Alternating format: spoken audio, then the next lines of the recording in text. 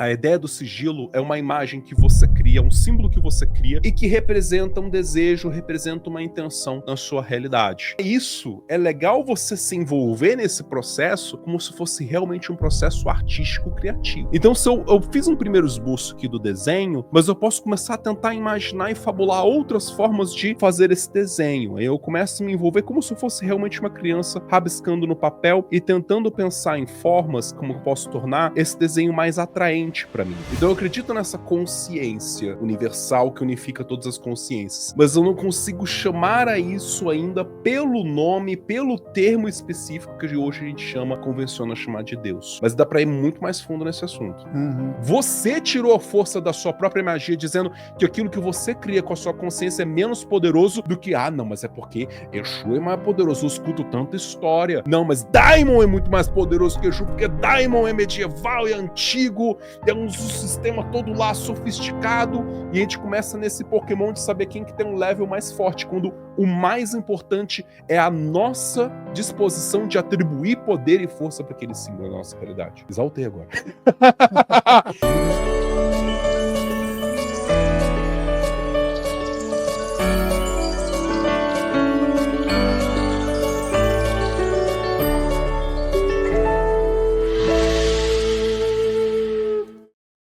Seja bem-vindo a mais uma edição do programa Consciência Próspera, programa de entrevista. Mais de 1000 convidados já passaram por aqui, comemoramos 15 anos, logo mais vai comemorar 16. Aqui o tempo urge, como dizem algumas pessoas, né? Que realmente passa muito rápido. Então aproveite, desfrute cada um dos conteúdos, cada um dos milésimos segundos, cada aprendizado que você tem aí na sua vida. E o tema de hoje, Deus, sigilos e mediunidade mágica com o Fausto Ramos, que está aqui de volta no estúdio. Bem-vindo! Muito obrigado pelo convite mais uma vez, Samuel. Estamos aí para poder fazer uma salada caótica de conteúdos, de assuntos, que eu estou muito curioso do que vai sair dessa mistura que a gente elaborou para hoje. Nós também, vamos perguntar já, começar com a primeira. Por que também a gente trouxe esse tema? Porque se você não assistiu aquele episódio anterior, algumas semanas atrás, ou um mês atrás, sobre crença, sobre vontade, sobre imaginação, vocês vão ver que os assuntos podem dar uma dançada, uma casa. Porque a primeira pergunta que eu vou trazer é exatamente sobre um dos temas que foi abordado lá, que é a questão de visão ou crença. Né? Qual é a sua visão, Falso, sobre Deus? Já que hoje o tema é Deus, que a gente colocou aqui. De alguma forma, esse tema também de Deus se entrelaça do que você entende como magia? É preciso que a magia seja de Deus? Boa. Então, Deus é um tema muito interessante para mim, um tema complexo de falar. Principalmente porque por muito tempo na minha vivência mágica eu não vi nenhuma necessidade de acreditar em Deus, e até hoje eu não acredito em um Deus ou necessariamente aquela imagem, aquela figura comum de um Deus criador. Hoje eu tenho um jeito muito particular de pensar sobre todo esse assunto, que eu penso a partir da ideia de que eu acredito sim numa existência de uma consciência unificadora da existência. Mas eu não acredito ainda necessariamente na ideia de existir uma consciência que deliberadamente falou: vou criar as coisas e o universo, e decidiu voluntariamente criar. Eu acredito numa espécie, como eu vou colocar assim, numa matrix da realidade. Imagina que a gente está aqui como se fosse uma espécie de uma simulação, que deve existir algo que sirva como o pano de fundo que permite a gente estar dentro dessa simulação. Então eu acredito nessa consciência universal que unifica todas as consciências, mas eu não consigo chamar a isso ainda pelo nome, pelo termo específico que hoje a gente convenciona chamar de Deus. Mas dá para ir muito mais fundo nesse assunto. Existe matemática, então, nessa matrix? Já que você também tem na matrix da realidade? Na matrix da realidade dessa nossa expressão, como você acabou de citar agora aqui, que nós estamos vivenciando, que é a tapeçaria da vida. Eu ia fazer a pergunta, na verdade, que me veio na hora, foi se Deus era matemático, né? Mas aí eu vejo, como você citou Matrix, eu estou indo para o Matrix. Né? Se você vê matemática também na Matrix. Olha, Eu acho que pode existir alguma forma de matemática nessa matrix, mas eu não sei dizer se a matemática que a gente pensa é a matemática da matrix. E aí vem o ponto que a gente conecta muito com esse assunto de Deus, que é o seguinte: tem uma frase muito popular e que eu concordo com ela, apesar de discordar do fato dessa frase servir para dizer que Deus ou coisas místicas e mágicas não existem. A ideia de que se Deus não existisse, nós o inventaríamos. Porque eu acredito muito no quanto que essa ideia de um Deus, de algo que surge, que cria a nossa existência, é a maneira como nós entendemos como seres humanos de criar uma história, criar um enredo que explica e justifica o nosso espaço no mundo. Inclusive, a própria divisão, né, que existe muito entre Deus monoteísta e Deus politeísta, como também sendo uma imagem do ser humano, no tipo, os gregos antigos, por acreditarem em muitos deuses, eles também tinham consciência de que eles estavam sendo influenciados por diversas forças de dentro da própria consciência, para uma delas disputar e vencer e determinar o que elas vão fazer no momento da vida delas, da decisão delas.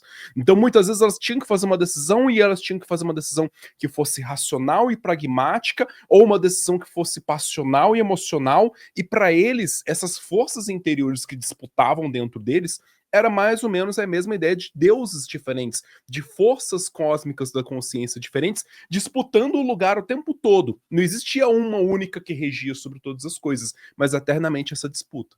E a ideia de um único Deus é essa ideia que a gente cria de um ego unificado, de existe um Fausto supremo verdadeiro que rege todas as vontades dos outros Faustos menores. É um jeito diferente da gente se entender qual é o nosso lugar no mundo. E eu acho que a crença no divino, a crença nas divindades, a crença em um Deus criador ou não fez parte disso. Cara, o jeito da gente explicar para nós mesmos o nosso lugar no mundo. E a matemática, para mim, faz parte disso.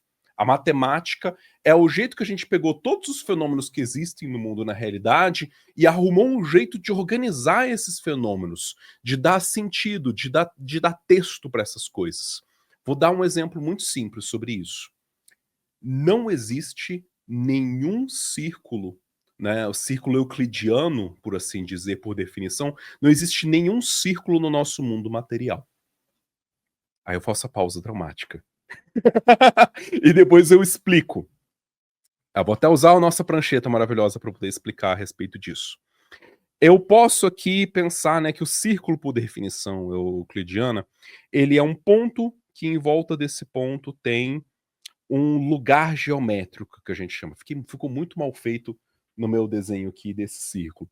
Mas esse círculo é a ideia de que ele é definido por todos os pontos que estão à mesma distância de um ponto que está no centro do círculo. Então, se o raio desse círculo for aqui de 3 centímetros, que eu estou colocando ali escrevendo, todos os pontos que estão no círculo estão exatamente à medida de 3 centímetros do centro. Não existe nenhum círculo no mundo que corresponda a isso. Porque até mesmo a diferença de variação ali atômica, na estrutura atômica de um círculo, já faria com que tivesse pontos que estão um pouco mais distantes do que 3 centímetros e um pouco menos distante. Mas está menos distante na distância de um átomo, já é diferente. Os objetos que a gente tem da matemática, eles são um jeito que a gente tem de pensar sobre a realidade, que é muito mais o nosso esforço humano de abstrair o mundo material para entender o mundo material do que necessariamente uma coisa que está na natureza material. Mas que pode estar numa natureza não material da realidade. Pode fazer parte de um padrão que seja um padrão do imaginário, um padrão de uma coisa que é mais subjetiva, abstrata, talvez das forças mágicas espirituais com as quais a gente relaciona. Mas que pode ser, inclusive, que essa realidade imaginativa tem um funcionamento que é muito mais sofisticado, muito mais complexo do que eu consigo colocar em números de fórmulas de 30 mais 32 dá 62. Esses algarismos, essas fórmulas, essas contas são as formas que nós tentamos entender, recortar e estudar a realidade. Mas pode ser que a realidade por si mesma seja uma coisa muito diferente. Você acredita em destino? Uau! Uau! Essa é uma baita pergunta. Eu não acredito no destino. Eu acredito que existam, né, como eu vou dizer assim, existam muitos fatores que levam a gente a estar fazendo cada coisa que a gente faz. Existem muitas coisas diferentes que influenciam os resultados da vida que a gente tem e do mundo como a gente leva. Mas destino, para mim, seria um jeito muito matemático de tentar pensar que a gente consegue fazer uma conta.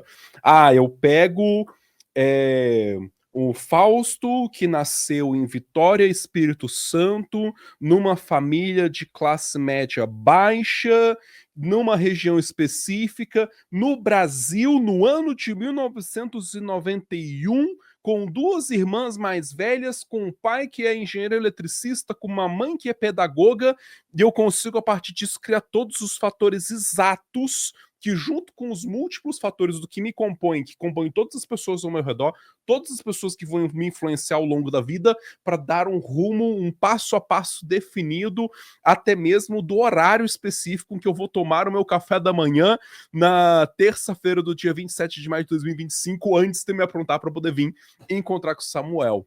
Destino nesse sentido de que tudo o que eu faço no passo a passo determinado, eu não acredito. Mas não significa que o nosso futuro não é possível de ser observado e lido a partir das tendências do que a gente vive no presente. Não significa que não é possível observar o fluxo e a direção de uma vida a partir de padrões que são muito comuns e recorrentes na realidade. Não é acaso eu estar aqui hoje.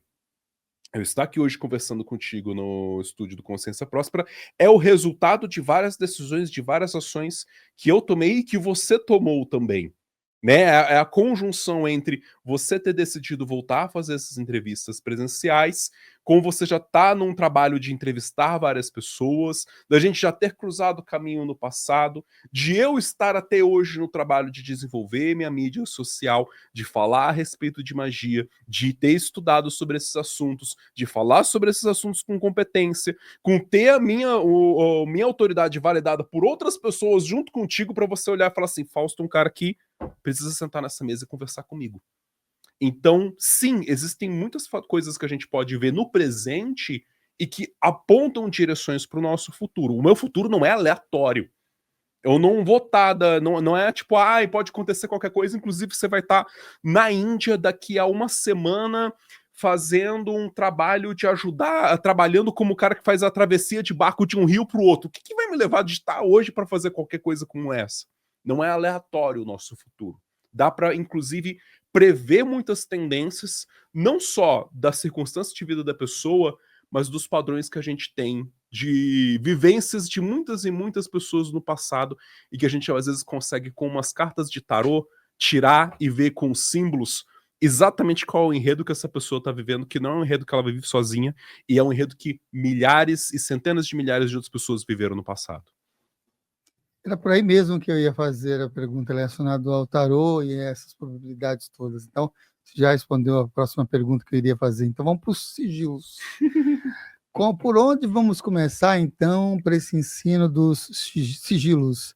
Para quem não conhece, você poderia explicar um pouco mais, de forma simples, o que é um sigilo mágico, qual é a sua funcionalidade? Temos uma prancheta, então pode se divertir absurdamente aí com probabilidades 1000 de ensino. Né? Probabilidades 1000 de ensino. Então, sigilo mágico, a galera atribui muito ele à magia do caos. Porém, ele é anterior à magia do caos. Muito anterior. Ele é medieval. No sentido da gente pode falar a respeito de pantáculos, como sendo uma forma de sigilos, de selos de daimons, como sendo uma forma de sigilos. A gente pode falar também sobre sigilos enoquianos, como sendo uma forma de sigilos, e que era medievalmente utilizado como uma fórmula matemática. Era muito também essa ideia de você pegar e combinar diferentes imagens que simbolizam uma potência, que simbolizam uma energia, e combinar essas imagens para poder formar uma imagem que seja como se fosse uma fusão alquímica. Vou dar um exemplo muito bobo, muito simples, usando a minha prancheta.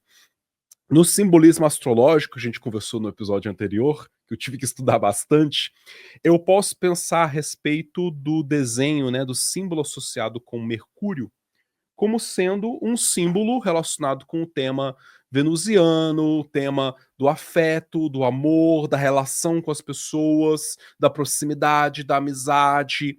E eu posso pensar que eu quero melhorar a minha comunicação com a minha parceira, em algum ponto. Então, se eu quiser melhorar minha comunicação com minha parceira, um outro símbolo que eu posso associar com a comunicação dentro da astrologia tem relação com o planeta de Mercúrio, que é aquele planeta que está ali zonzando para todo lado, super rápido, super agitado, super falante. Aquele esquilinho ali que fica o tempo todo falando rápido e para todos os lados. E aí, se eu quero trabalhar o aspecto da comunicação junto com o aspecto afetivo, eu posso fazer uma espécie de uma fusão desses desenhos. O Paracelso ele fazia literalmente como se fosse uma espécie de frase sigilística. Ele pegava símbolos mágicos alquímicos e desenhava eles um do lado do outro como sendo uma frase que comuta os diferentes características desses desenhos. Nesse caso, eu posso começar a brincar aqui de fazer um sigilão para eu poder desenhar de alguma forma uma fusão desses dois caracteres. Então, de um primeiro círculo, eu posso pensar no quanto que eu tenho essa meia-lua e eu vou querer brincar e mexer um pouco com essa meia-lua nesse desenho. Eu tenho duas cruzes que eu posso, nesse caso, ou colocar as duas aqui, ó, uma lado a lado embaixo, e começar a fazer um rabisco, fazer um desenho que na minha imaginação vai aos poucos fundindo os desenhos dos dois sigilos.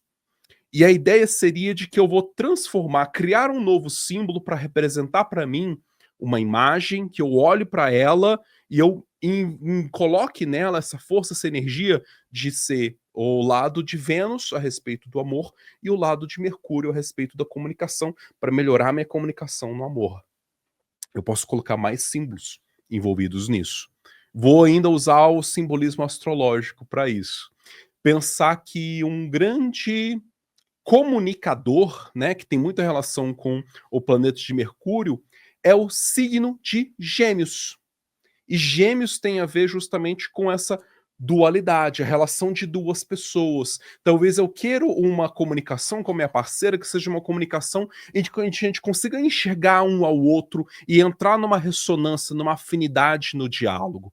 Então eu posso começar a pensar junto em colocar aqui o desenho do símbolo de Gêmeos junto com esse sigilo que eu estou criando. Beleza, misturei aqui os símbolos, né? Usei Vênus, usei Mercúrio, usei Gêmeos. Isso significa que é esse o desenho específico, o único possível que representaria essas potências? Não. Aí eu entro um pouco mais na magia do caos. Que na magia do caos, a ideia do sigilo é uma imagem que você cria, um símbolo que você cria e que representa um desejo, representa uma intenção na sua realidade. E para isso, é legal você se envolver nesse processo como se fosse realmente um processo artístico criativo. Então, se eu fiz um primeiro esboço aqui do desenho, mas eu posso começar a tentar imaginar e fabular outras formas de fazer esse desenho. Aí eu começo a me envolver como se eu fosse realmente uma criança rabiscando no papel e tentando pensar em formas como eu posso tornar esse desenho mais atraente para mim. Eu posso pensar em maneiras mais criativas de representar o meu intento. Aí eu coloco ali junto de novo o meu Gêmeos. Aí eu olho para esse desenho e falo, tá, esse desenho tá interessante, mas ele ainda não tá completo. E eu começo a brincar com as formas do meu desenho. Eu começo a pensar em colocar, na verdade, um círculo em cima, um círculo embaixo, uma transversal aqui no meio, essa cruz, uma outra cruz menor aqui embaixo, faço essa cruz ser um pouco maior, coloco ali os lados dos Gêmeos de cada lado como sendo duas meias luas de novo e termino finalmente de novo com a meia lua lá em cima. E essa elaboração, esse processo de pegar o desenho e ir transformando o desenho, brincando com o desenho, isso vai despertando em mim o que eu comentei também no nosso encontro sobre esse lado imaginativo, criativo da nossa mente. Porque a ideia não é que eu tenho que representar da forma correta. Não existe um modo, um fechado final que eu falo assim, não, esse é o desenho certo e se eu fizer diferente eu tô fazendo errado. Na magia do caos, pelo menos não. Na magia medieval existia, né? Existiam os sigilos planetários, que eram feitos a partir dos quadrados mágicos, e existia um modo correto, final, definitivo, para transmitir aquela energia do jeito correto. A diferença muito forte entre essa magia mais medieval e a magia do caos é essa liberdade de significação pessoal. Cada pessoa descobre o seu próprio jeito. E o mais importante não é que você desenhe do jeito certo para outra pessoa, é que você olhe para o desenho e fala: uau, ok, isso daqui tá impressionando a minha mente. Esse desenho ficou interessante, agradável pro meu olhar, é magnético, uma coisa que puxa os meus olhos para esse desenho, porque esse desenho passou a ter potência para mim. Aí você sabe que você fez um bom sigilo para você depois utilizar ele de alguma maneira mágica. E aí tem 1000 formas de usar. Existem algumas práticas que se utilizam de símbolos, não necessariamente específico da magia do caos, por exemplo, reiki. Uhum. E aí o reiki tem o seu específico símbolo e também tem os seus respectivos decretos ou afirmações ligadas àquele símbolo em específico. Uhum. Nesse processo de sigilo também se faz ou se formula algum decreto mágico ou alguma palavra de poder junto ao sigilo? Você pode, depois do sigilo pronto, fazer isso. O lance que eu fiz aqui de um jeito realmente muito intuitivo. Não fui pegando uma frase de decreto para depois transformar a frase num sigilo. Eu até já mostrei um estilo de técnica sigilística que eu acho até mais didática, que é o que eu chamo de sigilo pictórico. Vamos fazer esse, tá? O pictórico é esse, na verdade, que eu fiz, que é a ideia de você pegar símbolos que te remetem à sua intenção e aos poucos transformando esse símbolo. Mas esse símbolo do decreto, a gente também pode fazer um exemplo dele. Que também tem aquela outra forma que se tem uma frase de algum desejo, você vai cortando também vai cortando letras. E aí é um recurso didático na magia do caos. Isso que é importante falar. Por que isso é um recurso didático? Vamos pensar alguma coisa, alguma intenção de alguma coisa que a gente queira realizar e manifestar. Uma coisa simples. Olha aí, o técnico colocou consciência próspera, ele colocou aqui o... Prosperidade. Prosperidade. Pronto, olha lá, prosperidade, abriu até sorriso lá. Vamos ser um pouquinho mais específicos Específico. para o sigilo, pode ser interessante. Por exemplo, alguma coisa que você queira conseguir adquirir. Uma câmera nova, um microfone novo. As luzes! Ótimo. Eu vou Não sei se começar a vocês estão escrever a escutando frase. aí, mas é a voz do Iago Miael que aparece aqui, viu? Quero luzes novas para o estúdio de gravação. Uma coisa que eu recomendo as pessoas a fazerem é, antes de terminar de escrever a frase, olhar para a frase, e uma coisa que é muito boa na magia é a gente pensar naquele decreto como uma coisa que já está manifestada, já está realizada. Porque um dos riscos que a gente aponta na magia do caos não que é uma regra absoluta. Nada tem regra absoluta na magia do caos. Tudo é o que funciona para você, mas uma coisa que é uma recomendação boa é se a gente coloca numa frase quero luzes e eu falo que a minha intenção é querer luzes para o estúdio de gravação, adivinha? Realizamos. Você já quer. Mas um jeito legal da gente refrasear isso é dizer tenho. Você coloca no presente. Tenho luzes novas de gravação. E aí, a frase tem que estar super bem descrita a minha atenção. Você tem consciência do que você está transmitindo com essa frase? É o necessário, é o mais importante. Não é como se existisse uma consciência do universo que vai ler a sua frase e vai lá apurar se você escreveu a frase correta para o intento certo. Você tendo no seu íntimo a imagem bem fixada do que você quer, é isso a parte mais importante do sigilo para determinar o seu intento. E aí um jeito muito didático de fazer isso é a gente pegar essa frase e começar cortando as vogais da frase. apenas porque, porque as vogais têm uma vibração que não é a vibração exata e correta, Fausto. Não, não tem nada a ver com isso. Tem a ver com tem muita letra. E um jeito que a gente usa na magia do caos para poder simplificar o desenho é, primeiro, a gente corta as vogais da frase que a gente está escrevendo. E aí a gente Deixa eu mostrar pega... aqui também de novo, Tá. cá. Isso. Ela, tá vendo que ele cortou tudo? Isso.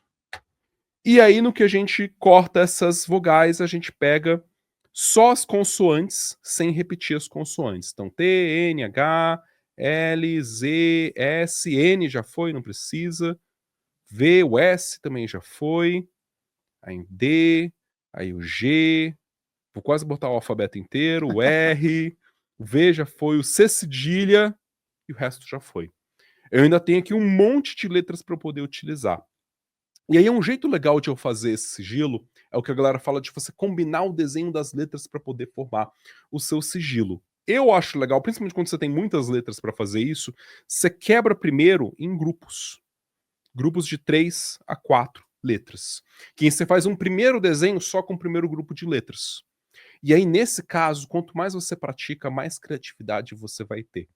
Tanto para pensar nas letras de um jeito mais diferente, mais orgânico, quanto para poder pensar nas letras se você gosta dessa coisa mais reta, mais matemática ali, reta para todos os lados. Eu, inclusive, desenvolvi um alfabeto meu mágico, onde eu, quando eu tô fazendo algum tipo de intenção mágica de sigilo, a primeira coisa que eu faço é transformar no meu alfabeto. Depois eu vou mostrar como eu faço isso. Mas cada um pode desenvolver a sua própria linguagem mágica, e não é porque, o alfabeto meu ele é mais poderoso, porque é um alfabeto que eu criei magicamente. Não, porque é uma coisa que, por ter uma estética específica que se comunica comigo, passa a ser uma coisa que eu tenho mais facilidade de pegar uma frase escrita num texto, que é um texto que me remete a uma coisa mais comum, mais convencional, numa coisa que automaticamente já tem um verniz simbólico, mágico e potente para mim. Inclusive em trabalhos mágicos que eu já utilizei minha própria grafia mágica e a pessoa ficou incrédula, impressionada, porque tá um texto escrito de um jeito que é místico, encriptado, e aquilo já impressiona a mente dela, já conduz a ela para ter mais resultados.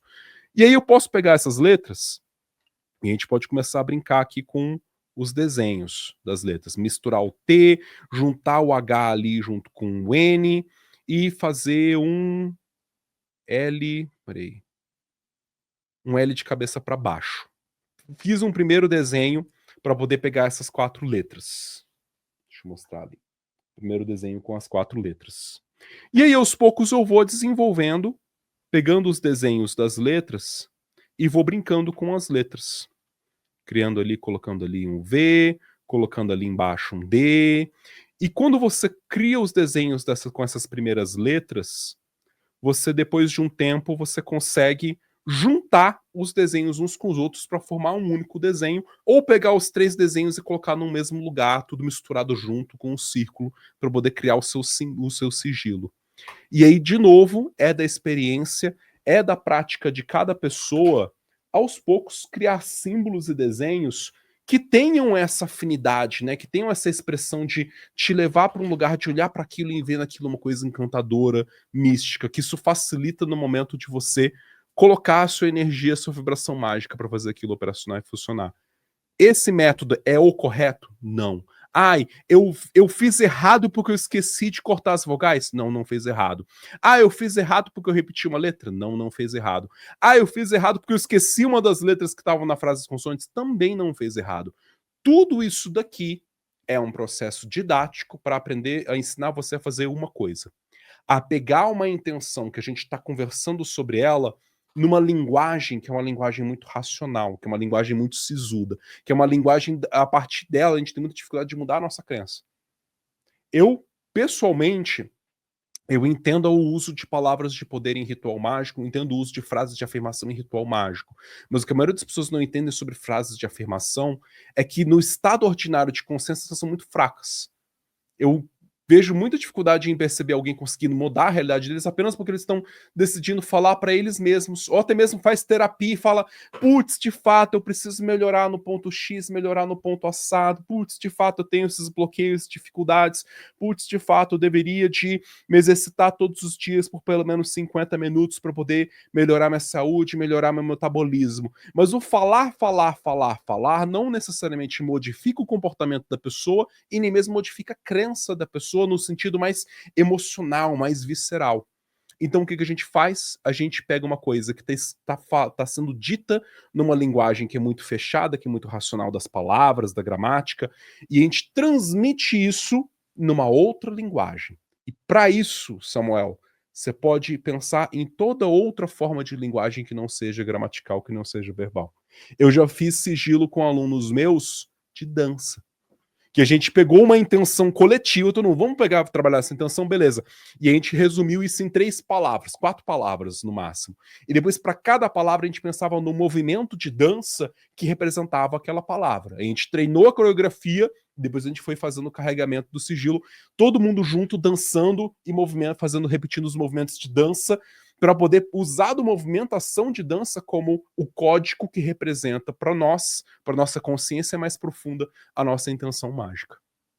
Esse é o objetivo do sigilo mágico. Tu comentou que você tem também que desenvolveu um alfabeto mágico seu próprio, então vamos Sim. usar ele. Tá bom. Vou, por exemplo, escrever.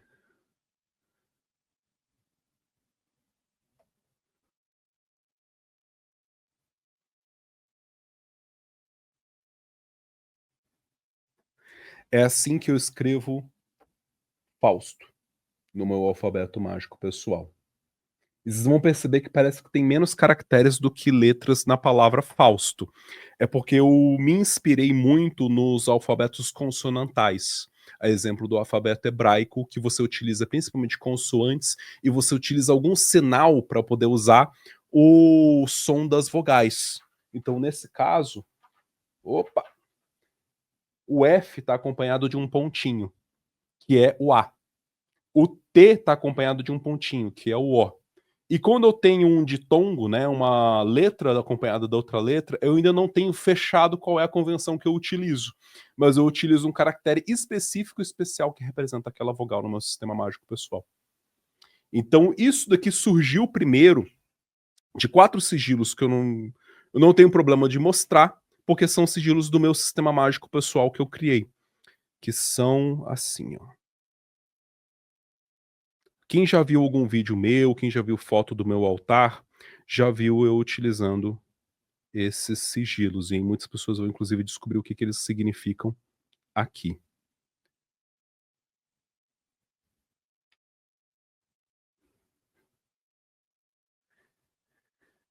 Eu criei um sistema mágico pessoal, Samuel, que é um dos objetivos da magia do caos, que eu recorto o meu universo, recorto o meu mundo em 4 palavras, que são as 4 palavras comuns, né, os verbos da magia.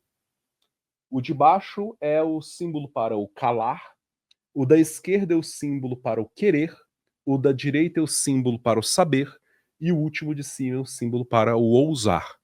O motivo desses desenhos, do surgimento desses sigilos, eu mantenho em segredo. Só para os meus alunos mais velhos que eu explico como que eu formulei cada um desses sigilos. Mas fez parte do meu próprio desenvolvimento, criando muitos desenhos, criando muitos sigilos, chegar nessa estética mais orgânica, com curvas, com um pontozinho que sai de um lugar e conecta. E essas são as minhas primeiras vogais. Eu tenho aqui o U, eu tenho aqui o A, eu tenho aqui o E, eu tenho aqui o I também é um caractere que eu mandei oculto e separado. Mas esses são os desenhos e o estilo do desenho que me fez montar o F, o G, o H, o T e as outras letras do meu alfabeto, meu alfabeto mágico pessoal. Uhum. E que é a partir disso que eu crio muitas coisas. Então, magia do caos tem essa coisa. Sigilo não é só para um intento, para uma intenção que a gente formula e cria um desenho, utiliza e depois descarta. Você pode, inclusive, criar os símbolos que vão estar presentes no seu cotidiano, na sua vivência mágica. Os símbolos que você mesmo emerge da sua consciência e dá vazão para eles no seu contato, na sua vivência cotidiana com a magia. Qual a relação entre o símbolo ou um alfabeto com uma egrégora? E vamos pegar aí mais um outro ponto, e a ligação também dos sigilos com os chamados servidores mágicos. Ah, fantástico. Uau! Mais um copo de água? Porque esse assunto rende. Egrégoras mágicas, né? É um tema muito sofisticado relacionado com a espiritualidade e com a magia, porque nos conecta diretamente com o quanto que tudo que a gente vive e faz não é individual.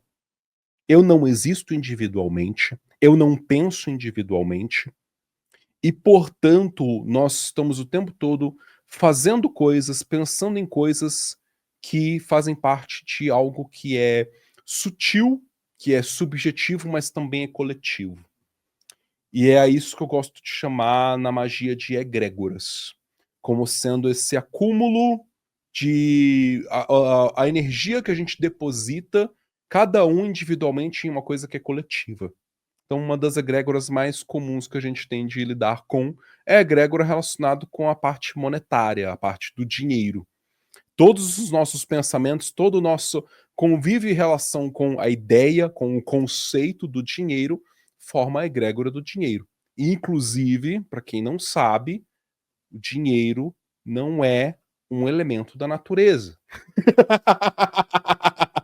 O dinheiro, apesar de existir uma representação física para ele, e toda moeda, toda notas, toda cédula é como se fosse um totem mágico que carrega em si junto o símbolo de uma coisa que é totalmente imaginária. Nós, seres humanos, inventamos o conceito de dinheiro e nos relacionamos com esse símbolo coletivamente. O dinheiro só existe porque a gente está coletivamente sustentando a crença no valor do dinheiro. Se todo mundo decidisse desacreditar no dinheiro, ele automaticamente perderia o valor. E isso em si faz do dinheiro uma egrégora nesse sentido mais visceral, mágico, espiritual. Uma coisa que a gente sustenta coletivamente, enquanto conceito, enquanto símbolo, enquanto ideia, e que, portanto, influencia de novo nas nossas vidas. Então eu vejo muito essa relação quando a gente fala sobre egrégora de Ishtar. Quando a gente fala sobre a imagem arquetípica, o símbolo da deusa Ishtar, e a egrégora que se sustenta a partir disso. Se sustenta a partir de todas as pessoas que coletivamente fazem e prestam esse culto. A Pachamama, a Odin, as diferentes divindades como sendo essas imagens, esses conceitos, que nós estamos coletivamente sustentando o nosso vínculo, a nossa relação com isso. Eu acho que é nesse ponto que eu vejo essa conexão entre o símbolo da imagem, da ideia, ou um símbolo de um desenho que uma pessoa cria e compartilha com outras pessoas, como sendo uma coisa que a gente sustenta e dá força coletiva. Como a gente tem hoje sigilos e símbolos que são coletivamente alimentados por magistas do caos.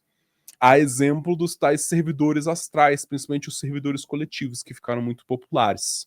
Como sendo essa ideia de que muitas pessoas depositando a atenção, depositando energia em uma mesma imagem, um mesmo conceito, em uma mesma ideia, sustentam aquilo coletivamente.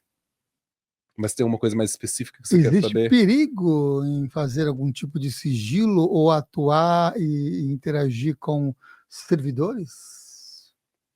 Essa também é uma pergunta profunda, mas eu comento primeiro o seguinte: não é porque a gente tem esse conceito de egrégora que ele funciona exatamente da mesma forma que a gente entende o funcionamento do nosso mundo material. Por que eu tô falando a respeito disso? Eu vou fazer uma coisa que parece uma curva, mas que eu acho mais objetivo e mais simples de explicar. A gente tem uma tendência muito grande de olhar para o astral, para o espiritual e para o mágico e pensar que ele funciona em regras que são as regras que a gente já está acostumado a lidar no nosso mundo 3D material, como a ideia de egrégora como sendo um lugar físico no qual a gente vai lá e visita e perambula por aquele lugar, e aquele lugar pode ser perigoso pelas coisas que tem fisicamente presentes naquele lugar. Bairros de São Paulo que, se eu for, eu tenho que ir com muita atenção e com muito cuidado com os meus bolsos. Seja porque as lojas são caras, seja porque vão ter pessoas atrás do que tem no meu bolso. Então, na magia e no território imaginativo, eu vejo que o funcionamento é um pouco diferente. Tanto no sentido de que muitas vezes as pessoas tentam se aproximar de uma determinada egrégora e elas não percebem que elas não estão necessariamente sintonizando com a máxima da afinidade com aquela egrégora apenas porque ela teve algum contato com aquela egrégora. Não é qualquer pessoa que decide dizer que é sacerdotisa de Hecate que tem acesso e afinidade e sintonia com a vibração da egrégora de Hecate com a mesma intensidade que uma pessoa que passou por uma tradição, que fez parte de uma linhagem, que teve um contato muito mais profundo, que teve uma iniciação profunda e não alguém que simplesmente pegou um livro e decidiu começar a fazer coisas com Hecate e acha que é uma sacerdotisa de Hecate. Então, não é um local físico no qual você consegue discriminar perfeitamente se você está dentro ou se você está fora. Tem como eu dizer se eu estou dentro ou se eu estou fora da sua casa. É só estar no passo dentro ou passo fora. Aí, e quando a gente se relaciona com esses símbolos da vivência mágica espiritual, existem vários fatores que fazem você conseguir sintonizar melhor ou pior. Eu gosto de usar a analogia como se fosse sintonia de rádio. E é mais complexo ainda que isso, mas a sintonia de rádio ajuda. Se você tenta colocar ali a rádio para sintonizar na 108.9, nem sei se existe alguma rádio com sintonia, mas você tenta sintonizar ali, mas o seu rádio está mal regulado, você talvez está tentando, você está chegando na sintonia do 108.7. Você começa a escutar o ruído da rádio que você quer escutar, mas ele vem cheio de chiado. E você não está tendo uma sintonia, uma sincronia perfeita com aquilo que você está tentando sintonizar e conhecer. Então isso é um primeiro lado. Eu vou dar essa jogada de balde de alga fria. Infelizmente, a maioria das pessoas que se relacionam com o tema da magia do caos faz isso sem ter um treinamento prévio, faz isso sem desenvolver essa capacidade de regular o rádio para a sintonia da energia da egrégora com a qual eles querem se relacionar, e porque teve uma conexão muito ruidosa, com muito chiado, ela já acha que, nossa, consegui me conectar com esse servidor coletivo e estou tendo acesso pleno a essa energia. Então, falar sobre riscos, sobre lidar com servidores astrais, primeiro leva à pergunta: quantas das pessoas que entram em contato com isso de maneira rasa estão realmente entrando em contato com aquele servidor? Quanto que a pessoa acaba limpando o chiado, não se conectando com aquela rádio, mas escutando talvez a música que deveria estar tocando na rádio e colocando colocando a mesma música para tocar dentro de casa, falando: acessei a rádio. Que muitas vezes acontece. Em vez de acessar a egrégora coletiva de um servidor astral, a maioria das pessoas, do que eu percebo na minha vivência, do contato com as pessoas que se desenvolvem com isso, elas estão criando um servidor na cabeça delas, que também se assemelha com a mesma imagem do servidor coletivo, do que acessando esse bolsão energético coletivo, para ter algum risco para ser vivido a respeito desse contato. Uhum. Mas nesse ponto, qual é a natureza desse servidor? Ele é uma entidade real, um construto psicológico, uma forma pensamento, já que a gente falou também de egrégora, como é que ele pode ser como se fosse os elementais artificiais? Como é que você vê assim esses servidores? Aí veio o lado legal e complicado da magia do caos. Que é, esses termos que você me trouxe são termos que vêm junto com um recorte de crença.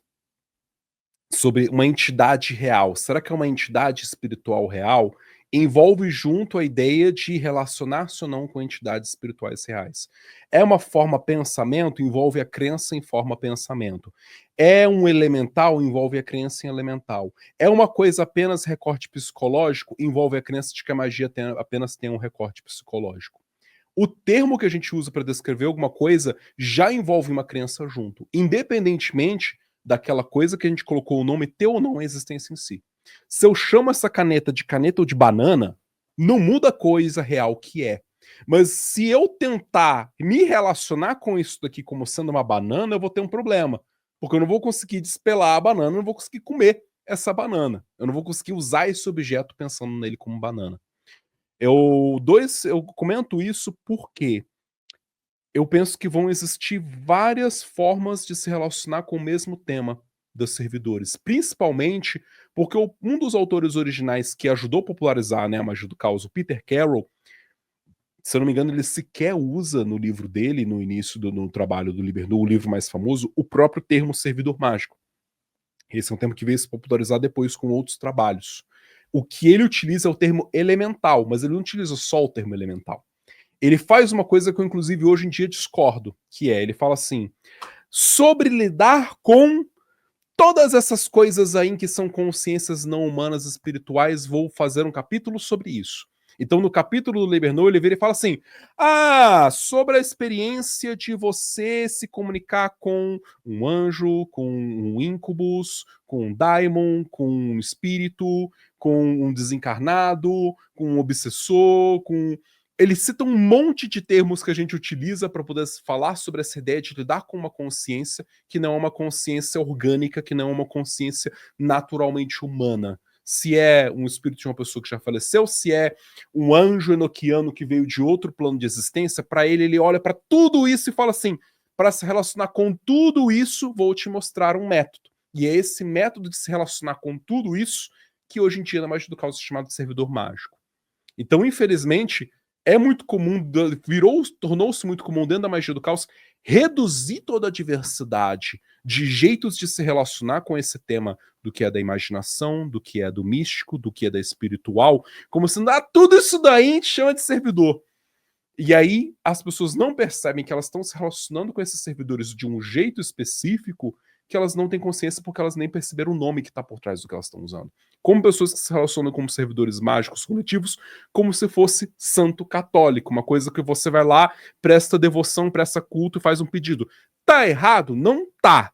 Mas o pior se torna quando alguém vira e fala que até mesmo o santo católico, no fundo, divindade, santo católico, espírito de umbanda, na verdade, tudo isso nem é servidor que as pessoas criaram na cabeça delas. Isso eu tenho que discordar. Reduzir toda a magia do caos não dá. Mas dizer exatamente, se a pessoa criou um servidor mágico que não necessariamente vai ser uma forma de pensamento ou necessariamente vai ser um elemental, isso vai de cada praticante, inclusive misturando com o paradigma com o qual tem contato, dá uma vazão específica. O que eu não consigo acreditar é que dá para dizer que você faz a mesma coisa com o servidor do que você faz com uma entidade de um desencarnado com quem você relaciona num centro espiritual, na vivência xamânica ou na vivência de terreiro. Isso é que não dá para dizer.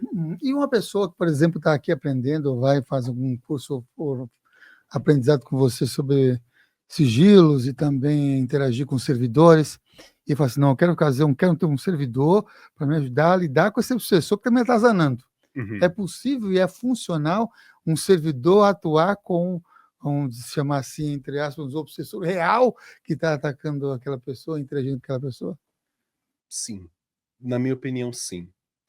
Principalmente porque eu acho que a gente tem uma tendência, às vezes, a hierarquizar como a vivência mágica espiritual funciona. Eu até tive uma ex-aluna minha que recentemente veio lidar com uma situação que ela tá passando, e ela veio e falou assim, Fausto, eu tive na minha intuição de tentar fazer alguma coisa com o Exu tranca-ruas para trancar o caminho de 4 pessoas que estão me atrapalhando.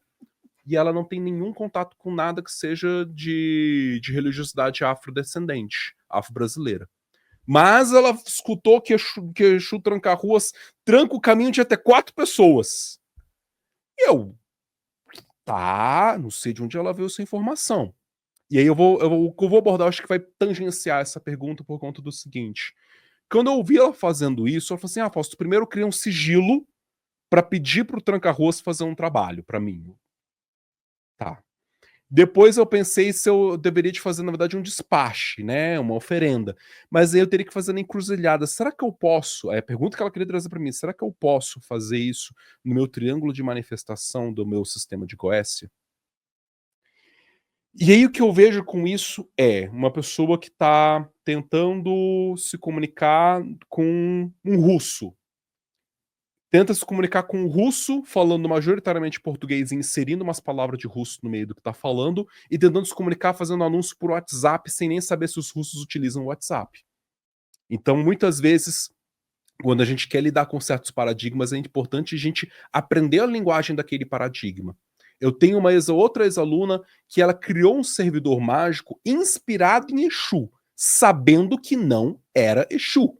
Ela falou assim: eu criei um servidor mágico inspirado no orixá Exu original da mitologia iorubá, estudei sobre o assunto e criei um servidor mágico para mim, para eu utilizar inspirado nisso, mas com consciência de que eu não estou chamando o orixá Exu ao lidar com esse servidor. Essa discriminação é importante. Mas aí o lado de, será que uma coisa que eu crio artificialmente, uma consciência que eu dou força, um elemental, tem a mesma força para atuar na minha vivência, na minha realidade, na minha proteção, do que um espírito desencarnado, autônomo?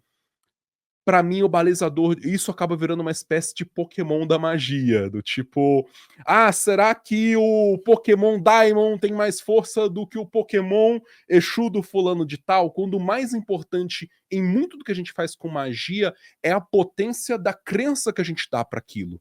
É a potência que nós atribuímos àquele símbolo na nossa própria realidade. E quando ela me falou sobre isso, e eu falei assim, olha, desculpa, vamos lá. Para de tentar usar uma coisa com a qual você não tem a menor afinidade, não tem o menor conhecimento para poder se envolver. Por que você não utiliza as ferramentas que eu já te ensinei? Eu já te ensinei a criar um servidor mágico. Por que você não utiliza um servidor mágico para afastar essas pessoas que estão atrapalhando na sua vida? Ela falou assim: mas um servidor mágico vai ter a mesma força que um Exu tranca-ruas? Eu falei: você acabou de tirar a força desse servidor. Você tirou a força da sua própria magia, dizendo que aquilo que você cria com a sua consciência é menos poderoso do que, não, mas é porque Exu é mais poderoso, eu escuto tanta história.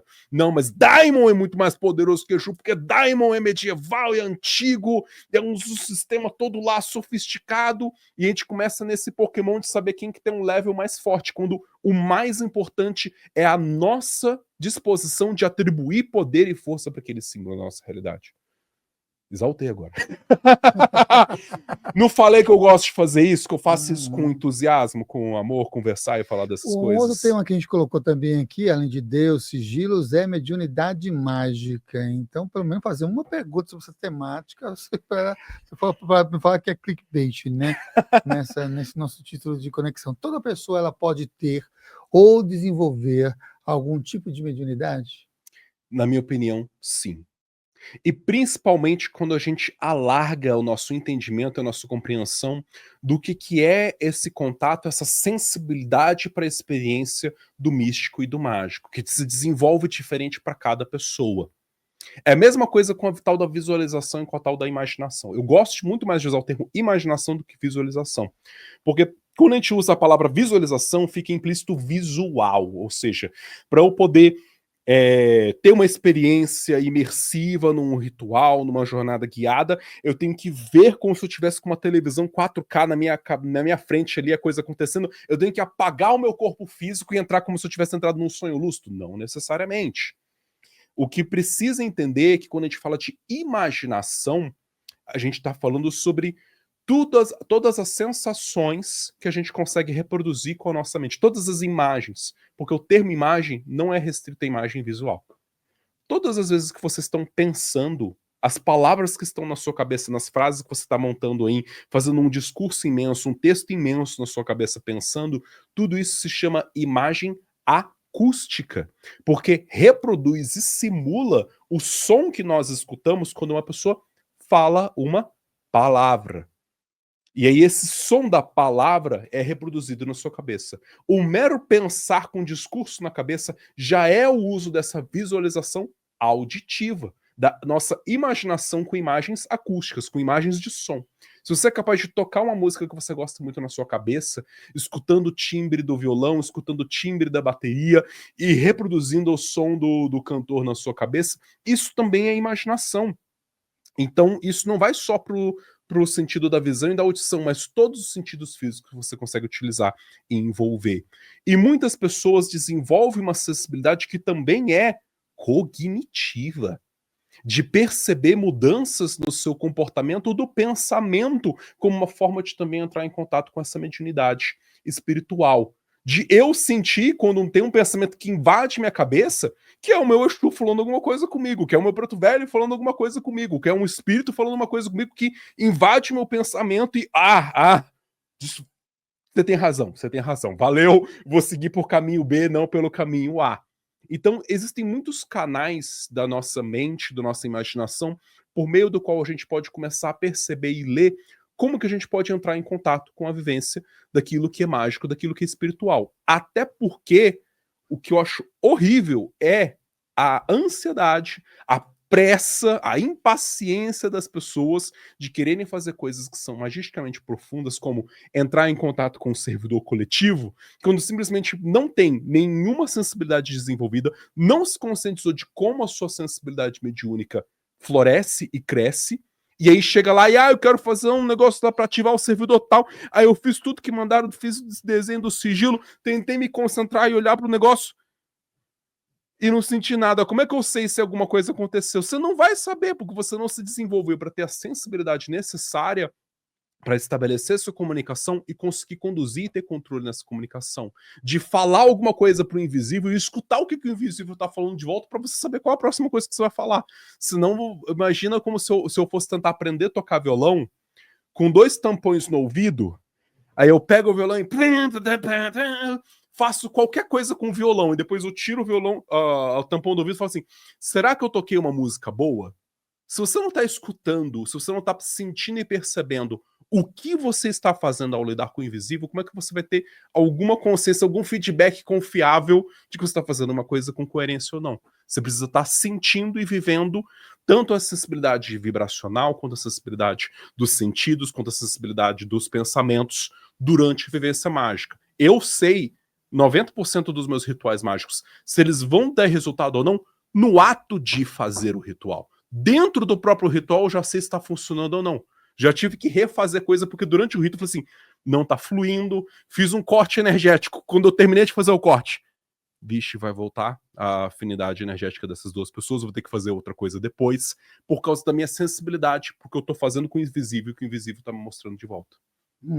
E nessa questão também de conexão com o invisível, nesse momento você não fez nenhum tipo de evocação, nem mesmo uma invocação do Exu e nem do Preto Velho para estar aqui interagindo aqui. Como é que você entende, então, essa diferenciação entre uma incorporação e também de uma invocação no caminho mágico? Porque também tem, né, outros caminhos mágicos de magia da bruxaria natural e da Wicca, de ascensão, de descer a lua e outros processos todos. Como é que é também visto nesse seu caminho isso? Interessante. Eu vejo que como eu já vivi os 2 tipos de experiência na minha jornada, eu consigo falar de dentro da minha própria experiência. Eu tenho até hoje a prática, quando necessário, de trazer e fazer uma invocação mágica. E também tenho a vivência, a experiência de fazer a incorporação espiritual na minha vivência, com esse desenvolvimento. E o que eu percebo é que a invocação, ela independe da crença de eu estar me relacionando com uma outra consciência espiritual separada e diferente da minha. A invocação é muito mais próximo do que também chamam de excorporação, em algum sentido. Que eu pego algum aspecto que é um símbolo que faz parte da minha psique. Eu quero, por exemplo, fazer uma invocação, como eu faço em muitos casos, invocações de arcanos do tarô. Eu vou fazer uma invocação do eremita. Nesse sentido, eu vou usar de todo o cabedal da minha vivência com esse símbolo, da minha relação e do meu estudo com esse símbolo, de todas as vezes que eu fiz imersão na carta do eremita estudando o tarô, de todas as vezes que o eremita apareceu numa tiragem para mim, e vou trazer todas essas experiências na minha mente e eu vou buscar ser a vibração energética do arcano do eremita com o meu corpo, com a minha mente. Isso é uma invocação. Então a vocação ela é voluntária, ela é uma coisa que emerge da nossa relação com os símbolos, ela pode ser feita para qualquer símbolo, inclusive como na magia do caos para símbolos pop.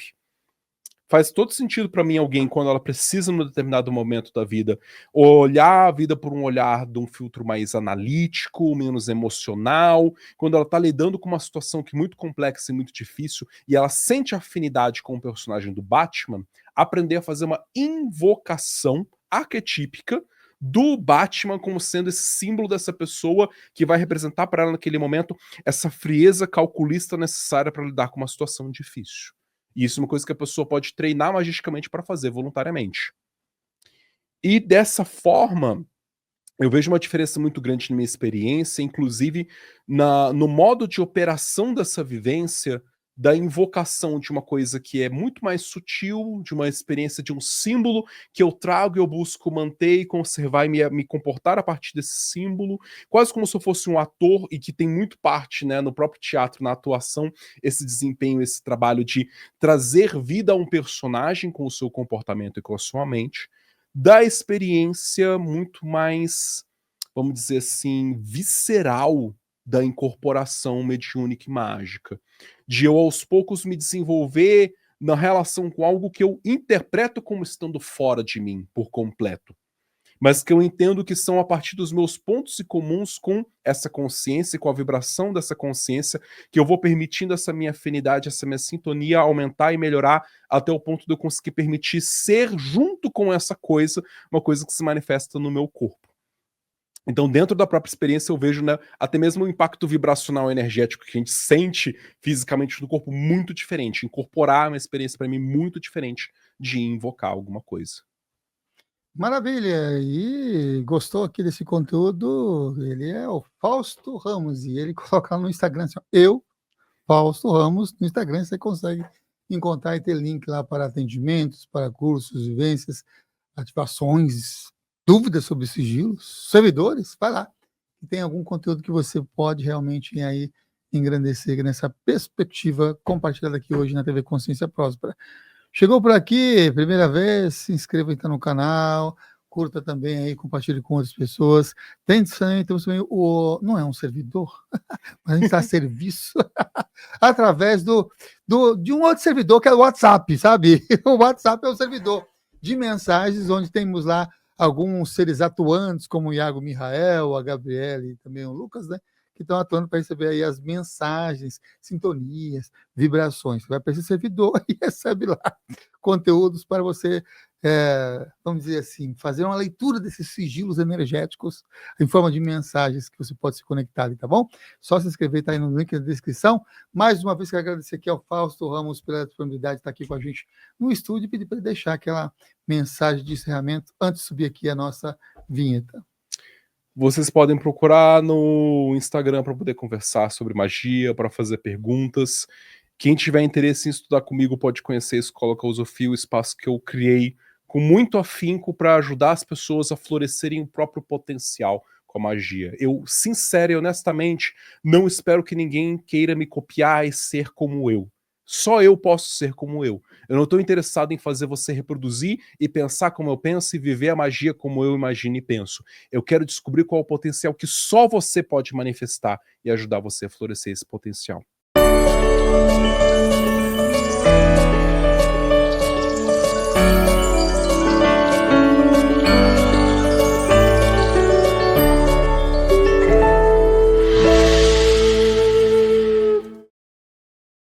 Manter e conservar e me comportar a partir desse símbolo, quase como se eu fosse um ator e que tem muito parte, né, no próprio teatro, na atuação, esse desempenho, esse trabalho de trazer vida a um personagem com o seu comportamento e com a sua mente, da experiência muito mais, vamos dizer assim, visceral da incorporação mediúnica e mágica.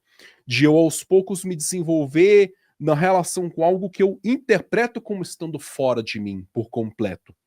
Mas que eu entendo que são a partir dos meus pontos em comuns com essa consciência e com a vibração dessa consciência que eu vou permitindo essa minha afinidade, essa minha sintonia aumentar e melhorar até o ponto de eu conseguir permitir ser junto com essa coisa, uma coisa que se manifesta no meu corpo. Então, dentro da própria experiência, eu vejo, né, até mesmo o impacto vibracional energético que a gente sente fisicamente no corpo muito diferente. Incorporar uma experiência para mim muito diferente de invocar alguma coisa. Maravilha! E gostou aqui desse conteúdo? Ele é o Fausto Ramos e ele coloca no Instagram assim, ó, eu, Fausto Ramos, no Instagram você consegue encontrar e ter link lá para atendimentos, para cursos, vivências, ativações, dúvidas sobre sigilos, servidores, vai lá. E tem algum conteúdo que você pode realmente aí engrandecer nessa perspectiva compartilhada aqui hoje na TV Consciência Próspera. Chegou por aqui, primeira vez, se inscreva então no canal, curta também aí, compartilhe com outras pessoas. Temos também não é um servidor, mas a gente está a serviço através de um outro servidor que é o WhatsApp, sabe? O WhatsApp é o servidor de mensagens, onde temos lá alguns seres atuantes, como o Iago Mihael, a Gabriele e também o Lucas, né? Que estão atuando para receber aí as mensagens, sintonias, vibrações. Você vai para esse servidor e recebe lá conteúdos para você, vamos dizer assim, fazer uma leitura desses sigilos energéticos em forma de mensagens que você pode se conectar ali, tá bom? Só se inscrever, tá aí no link da descrição. Mais uma vez, quero agradecer aqui ao Fausto Ramos pela disponibilidade de estar aqui com a gente no estúdio e pedir para ele deixar aquela mensagem de encerramento antes de subir aqui a nossa vinheta. Vocês podem procurar no Instagram para poder conversar sobre magia, para fazer perguntas. Quem tiver interesse em estudar comigo pode conhecer a Escola Causofia, o espaço que eu criei com muito afinco para ajudar as pessoas a florescerem o próprio potencial com a magia. Eu, sincero e honestamente, não espero que ninguém queira me copiar e ser como eu. Só eu posso ser como eu. Eu não estou interessado em fazer você reproduzir e pensar como eu penso e viver a magia como eu imagino e penso. Eu quero descobrir qual é o potencial que só você pode manifestar e ajudar você a florescer esse potencial.